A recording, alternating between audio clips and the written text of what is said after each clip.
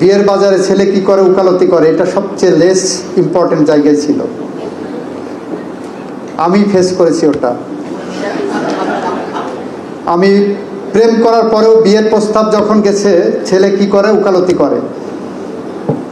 আমার শ্বশুরবাড়ির লোকজনের নাক সিটকানি ছিল। তাদের ধারণা ছিল ছেলে হয় বিসিএস কর্মকর্তা হবে, জাজ হবেন, সেনাবাহিনীর কর্মকর্তা হবেন, বড় ব্যাংকার হবেন, ডাক্তার হবেন, ইঞ্জিনিয়ার হবেন।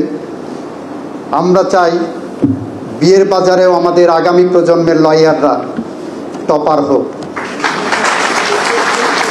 আমরা এরকম একটি পেশাগত পরিবেশ তৈরি করতে চাই, এরকম একটি পেশার মান আমরা উন্নত করতে চাই। সে উন্নত করতে হলে আপনাদের শুধু মুখে কথা বললে হবে না।